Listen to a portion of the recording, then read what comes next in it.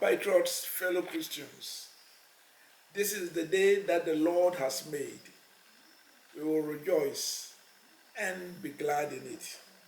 I want to welcome you again to our Family Life series as we share things about communication.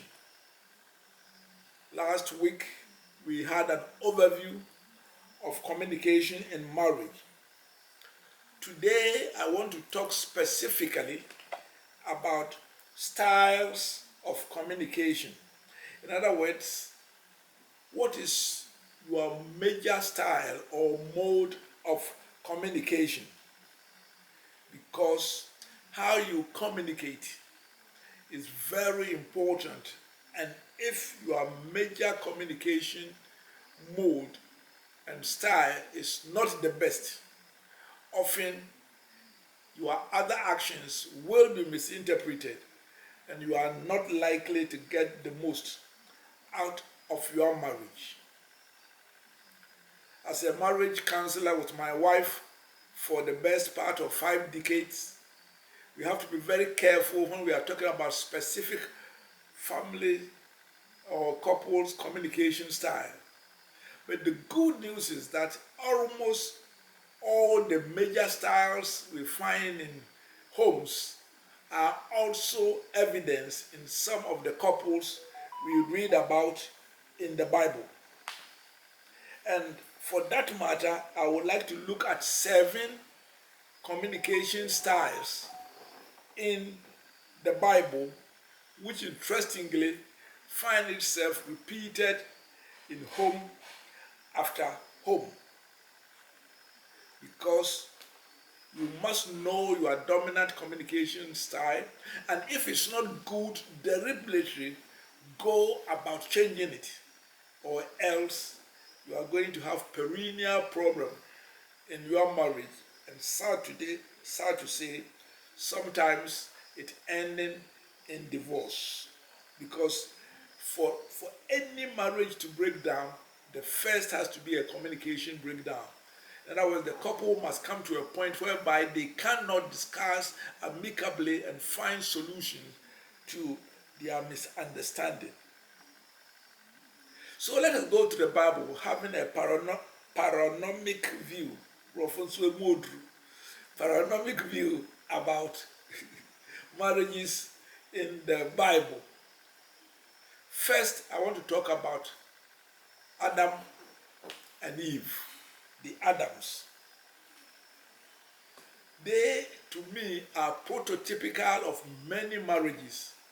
When God found that it was not good for Adam to be alone, and that he would make a helpmate fit for him. When Adam saw Eve for the first time, it's like any other young bridegroom to be. Wow, what a beautiful woman. So much so that he started saying things poetically. This is the bone of my bone and the flesh of my flesh. He was the one who named her woman.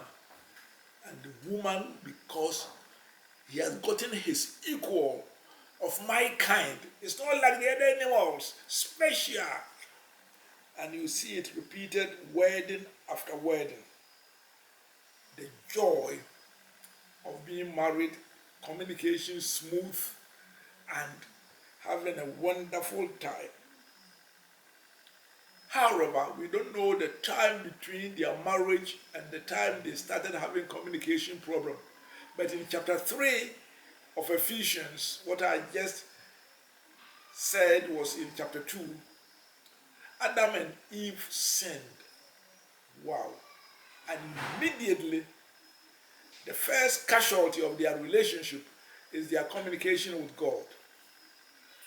Instead of warmly welcoming the presence of God, Adam and Eve started running away, hiding things, lack of transparency between themselves and God. But God in his love approached them, asked them what they have done. Adam said that, and this is what I want to major on. We see the degeneration of their marital communication when for the first time Adam said, the woman whom you gave me or whom you put to be with me, she gave me the fruit, and I ate it. Passing the buck, accusing indirectly Eve as the source of his problem. The first and most hurtful type of marital communication is for the spouse to accuse one another, whether it's for financial difficulties, whether it has to do with parenting, in-laws, or what have you. We human beings are such that as soon as you accuse me, I go into defense. Thank God Eve did not follow Adam. He said, when God asked, why did you do that? He says that I was deceived. A very honest answer. But I want to major on Adam. The woman whom you put beside me, she gave me the food, and I ate it. That is Genesis chapter 3 and verse 12. Mr. Man, Mr. Woman, husband and wife, bride and bridegroom, please, the worst you can do in your marital communication is to take this accusative position whereby you accuse one another when things go wrong. It does not solve a problem. It makes even the smallest problem much more difficult to undo. Please learn. For example, you know, just even the use of the pronoun, how you say, you hurt me, and I felt hurt, are two different terms. One is accusing the other. One is telling how I felt in response to whatever happened. You cannot accuse your spouse and without undermining your communication problem. Undermining your good communication, rather. The second point which I want to illustrate is communication between the Isaacs. I'm talking about Rebecca and Isaac, the husband and son of Abraham. But again, very interesting. For 20 years, Rebecca was barren. We are told, interestingly, that Isaac prayed for his wife and she became pregnant. Interesting. I would have expected that Isaac and Rebecca together will pray and God will answer them, be what it may. The next time we hear, it was Rebecca and God, because the two twins in the tummy decided to use her tummy as a football field, kicking one another, feeling uncomfortable. And he again goes to God, not with a husband, but alone. And he got a wonderful revelation, which is that God is going to give birth to twins, and the younger will be given priority. In other words, the older will serve the younger. This is news that should have been shared, a revelation shared with Isaac. As the story unfolds, it seems that Rebekah decided to keep it to himself. So he knew that God had elected Jacob to be the leader. I believe, and my wife even more so, he keeps on telling me, that if Rebekah had told Isaac, Isaac would not have gone to the extent of trying to give the birthright to Esau. And of course, we say the rest is history. Instead of communicating one another, each kept their own positions and started manipulating one another to achieve their ends. Isaac trying to get Esau to be the elder, to have the birthright, which in those days meant that Esau would have twice the portion of the inheritance of Jacob. Then Mrs. Isaac, that is Rebecca, also manipulated to make sure that he would thwart every effort of Isaac to make Esau the rightful heir and leader of the home. I call this the manipulative communication, each trying to manipulate each other. And if we have time, and you must have time at your home to read them in Genesis chapter 27. Let me say something to you, husband and wife. When you try to manipulate one another and they find you out, trust is broken forever. It is good to be transparent and honest rather than to have an agenda and thinking that you can get your spouse to accomplish what you want through manipulation. If you are prone to doing so, my answer is stop. Be honest, be transparent, because your spouse, when they find out, as eventually Esau found out that he had been tricked by Jacob, he actually wanted to kill him physically. He had to run away and spend almost 30 years Pantan Naram before he came back, changed from Jacob to Israel. Please, couples must not manipulate one another. It's not your baby, it's not a child, it's your husband. It is a situation whereby you are married to your bride, not just anybody. There's a third type of relationship or communication in the Bible, which I do not intend to recommend again to any one of you, because it will ruin your relationship. That is the communication between David and Michal. Of course, that's not their whole marital relationship. But when the Bible zeroed in on those aspects, it means the Bible is saying, take note of it. And the context will be found in 2 Samuel chapter 6, verses 20 to 22.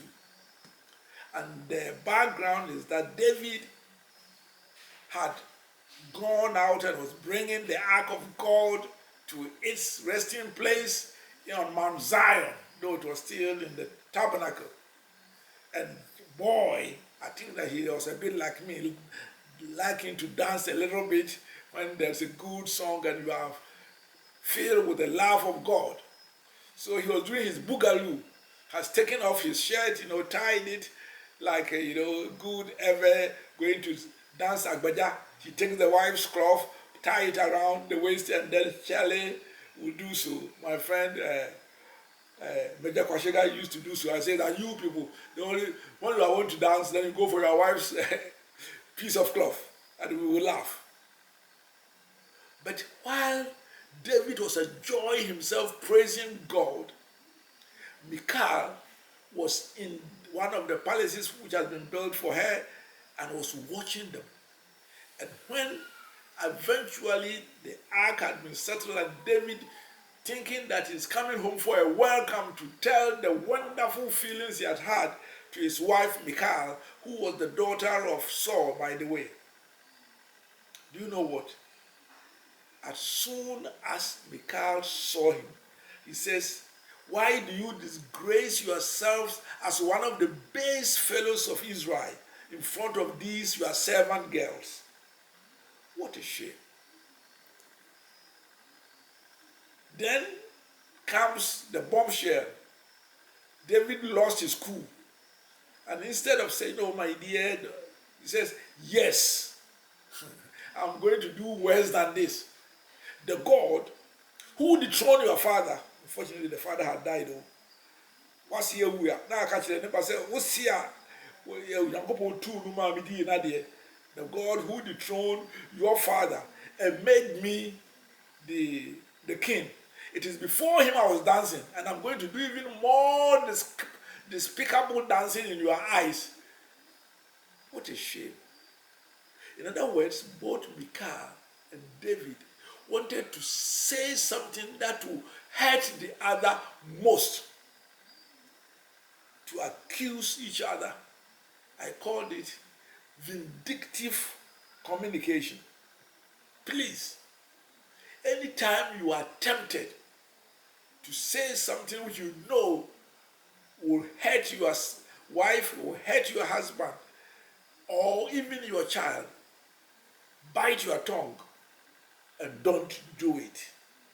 For the result will not be good.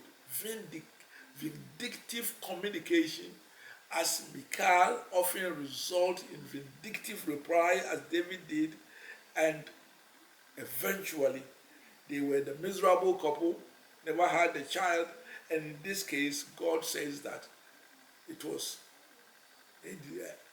to punish Michal for her behavior, never had a child. The fourth example we have in the Bible is what I call scheduled communication. And despite the fact that Jacob was such a bad boy, he grew out to be a good boy, And I hope bad boys there will grow up to be good husbands, and bad girls will grow up to be good wives. After he had gone to Padan Aram, gotten 2 wives of siblings and their maids, becoming 4, in the house of Laban, his father-in-law. He met his match. If David thought that he was a crook, he met Laban. And David says 10 times he changed his wages. If he said that today, the white goats will be given to you, by the next morning they will be all black goats. He has sent his children to take away every black goat in the night. And this is, even marrying a wife, when he had fulfilled all the conditions to marry his sweetheart, that night he found out that Rachel, the older girl, who happened to be not the most beautiful, which was probably not a good eyes, was the one who was in bed with him. Beloved, then something happened. Eventually, Jacob decided enough is enough. He's going to go home. And of course, with his wives and children.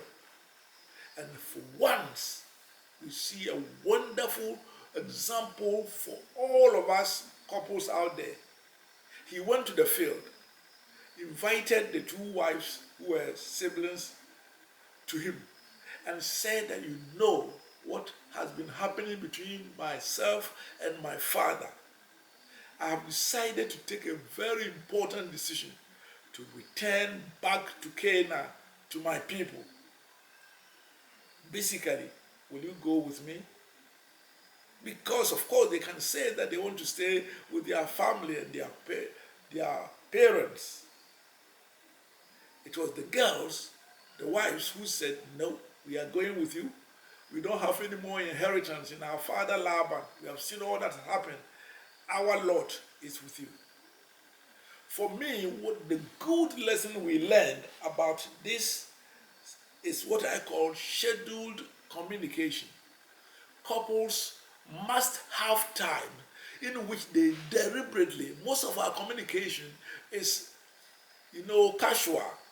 But when it comes to making a budget, thinking about the children's school, which church should we attend, where should we build a house, these major decisions, like Jacob had to make a decision which will change the resting place, the dying place of his family, who will not even see their extended family probably again for the rest of their lives. You can't say that I am the man, I've taken the decision. You can't. Because your decision will affect the whole family. A woman